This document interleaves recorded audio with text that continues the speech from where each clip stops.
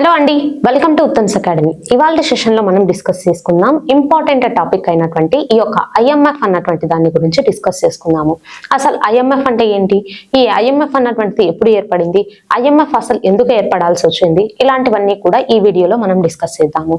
అయితే ఇక్కడ చూడండి, అంతర్జాతీయ ద్రవ్య నిధి అనేసి చెప్తాము. ఐఎంఎఫ్ ఇంటర్నేషనల్ మానిటరీ ఫండ్ అని కూడా పిలుస్తామన్నమాట.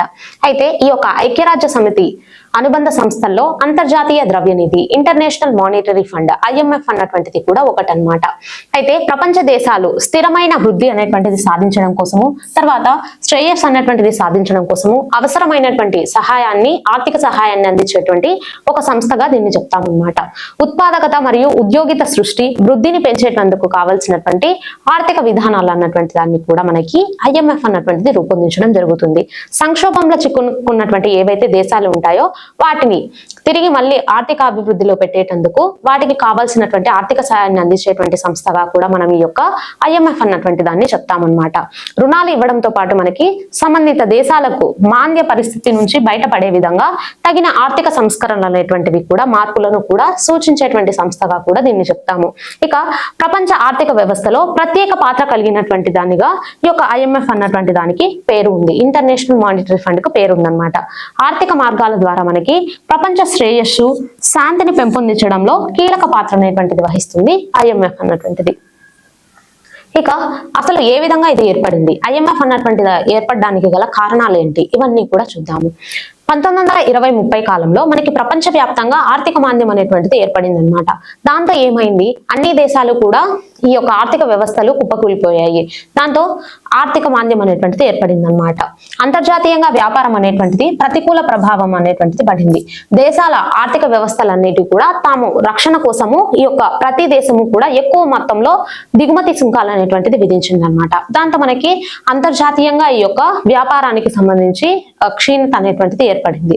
దాంతో ఇక్కడ ఐఎంఎఫ్ అన్నటువంటిది ఏర్పడాల్సి వచ్చింది. వీటన్నిటినీ కూడా పరిష్కార మార్గాలు కనుగొనేందుకు ప్రపంచ దేశాలన్నీ కూడా 1944 జూలై 22వ తేదీన అమెరికాలోని యొక్క న్యూ హాంప్షైర్ అన్నటువంటి రాష్ట్రంలో ఉండే బ్రిటన్ వుడ్స్ అనేటువంటి నగరంలో సమావేశం అనేటువంటిది ఏర్పాటు చేసుకున్నారు. అంటే ప్రపంచవ్యాప్తంగా ఈ యొక్క వాణిజ్యం అనేటువంటిది కూడా, వ్యాపారం అంతా కూడా క్షీణించిపోయింది. అన్ని దేశాలు కూడా ఆర్థిక మాంద్యం అనేటువంటివి ఎదుర్కొంటున్నాయి. ఎలా దీని నుంచి బయటపడాలి, వ్యాపారం అనేటువంటిది బాగా దెబ్బతింది అనమాట.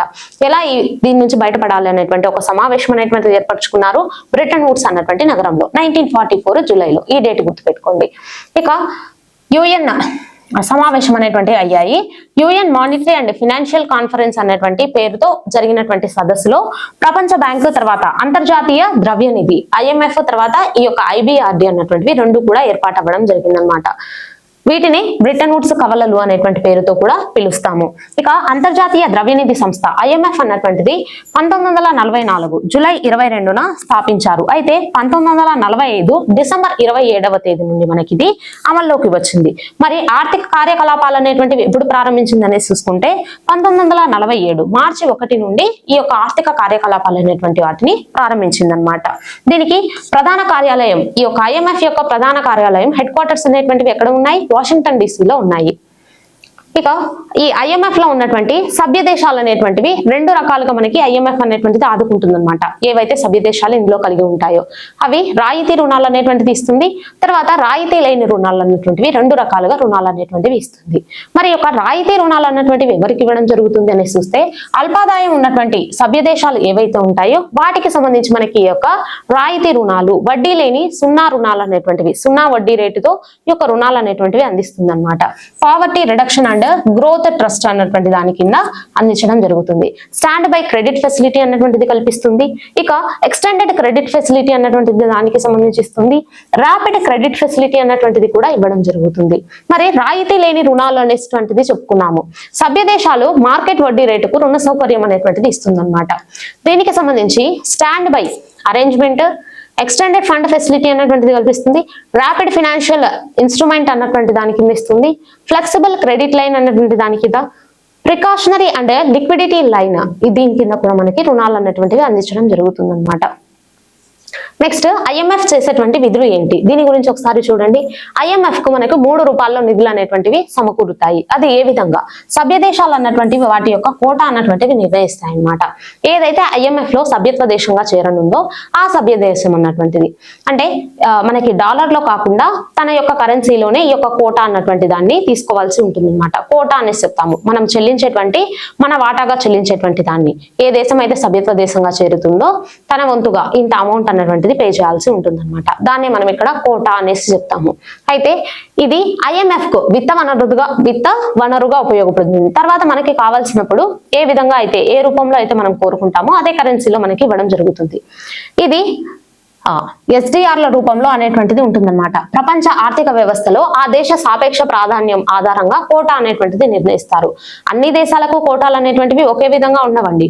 అభివృద్ధి చెందినటువంటి దేశాలకు ఒక విధంగా కోటాలు అనేటివి ఉంటాయి, అభివృద్ధి చెందుతున్నటువంటి దేశాలకు ఒక విధంగా ఉంటాయి, పేద దేశాలకు ఒక విధంగా. ఈ విధంగా కోటాలు అనేటువంటివి డిఫరెంట్ గా ఉంటాయి అన్నమాట. ఏ రూపంలో ఉంటాయి ఇవన్నీ చూసుకుంటే కనుక ఎస్డిఆర్ రూపంలో ఉంటాయి. అంటే మనకి స్థిరమైనటువంటి యొక్క డాలర్ తర్వాత ఇలాంటి బంగారు నిల్వల్లో కాకుండా స్థిరమైనటువంటి ఒక కరెన్సీ రూపంలో ఉన్నటువంటి వాటిని ఎస్డిఆర్లు అనేసి చెప్తాము. అంటే మెయిన్ గా మనం చూసుకుంటే కనుక ఆ దేశ కరెన్సీ ఏదైతే ఉందో దాని రూపంలోనే ఈ యొక్క కోటా అన్నటువంటిది పొందొచ్చు అనమాట.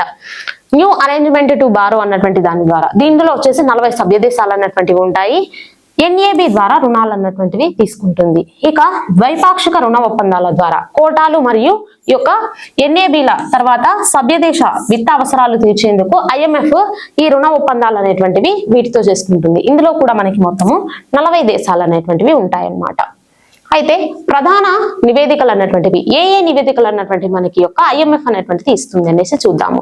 ఇక్కడ ఐఎంఎఫ్ ఏడాదికి 2 సార్లు మనకి వరల్డ్ ఎకనామిక్ అవుట్లుక్ అన్నటువంటి దాన్ని, తర్వాత గ్లోబల్ ఫినాన్షియల్ స్టెబిలిటీ రిపోర్ట్లు అన్నటువంటి దాన్ని ప్రచురించడం జరుగుతుంది అన్నమాట.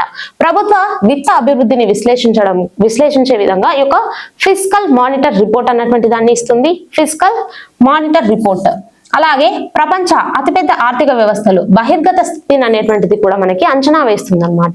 దీన్ని మనము ఎక్స్టర్నల్ సెక్టార్ రిపోర్ట్ అనేసి కూడా చెప్తాము. ఈ యొక్క రిపోర్ట్ అన్నటువంటిది కూడా విడుదల చేస్తుంది. ఇక రీజనల్ ఎకనామిక్ రిపోర్ట్ అన్నటువంటి దాన్ని ప్రత్యేక ప్రాంతాలకు సంబంధించి ప్రత్యేక దేశాలకు సంబంధించి యొక్క ఆర్థిక అభివృద్ధి అవకాశాలు అన్నటువంటివి ఏ విధంగా ఉన్నాయి అన్నటువంటి రిపోర్ట్ ను కూడా మనకి ఐఎంఎఫ్ అన్నటువంటిది బహిర్గతం చేస్తుంది అనమాట. మరి ఈ యొక్క దీనికి సంబంధించి ఐఎంఎఫ్ కి సంబంధించి గతంలో వచ్చినటువంటి క్వశ్చన్స్ ఏంటో ఒకసారి చూడండి. అంతర్జాతీయ ద్రవ్యనిధి ఐఎంఎఫ్ ప్రధాన కార్యాలయం ఎక్కడ ఉంది? Geneva, London, Paris, Washington DC. ఎక్కడ ఉందండి? వాషింగ్టన్ డీసీలో. బ్రిటన్ వుడ్స్ సమావేశం తర్వాత మనకి ఇది ఏర్పాటు అవ్వడం జరిగిందనమాట. ఐఎంఎఫ్ స్థాపనకు దారి తీసినటువంటి బ్రిటన్ వుడ్స్ ఒప్పందం ప్రతినిధులు ఎప్పుడు సంతకం చేశారు? July 1944, August 1944, November 1944, December 1944. ఎప్పుడు? జూలై 1944లో దీనిపైన సంతకాలు అన్నటువంటివి చేశారనమాట. నెక్స్ట్, క్రింది కరెన్సీలలో దేనికి అత్యధిక వెయిటేజ్ అన్నటువంటిది కలిగి ఉంది? Japanese N, Chinese yuan, euro, British pound. ఇక్కడ మనం చూసుకుంటే కనుక అత్యధిక వెయిటేజ్ కలిగినటువంటి కరెన్సీగా దేన్ని చెప్తామంటే యుఎస్ఏ యొక్క డాలర్ అన్నటువంటిది మనకి అత్యధిక వెయిటేజ్ అన్నటువంటిది కలిగి ఉంటుంది అనమాట. ఎంత అనేసి చూసుకుంటే కనుక 43.39% గా ఉంటుంది. మరి ఇక్కడ ఇచ్చినటువంటి వాటిలో చూసుకుంటే కనుక యూరో అన్నటువంటిది కరెక్ట్ అండి.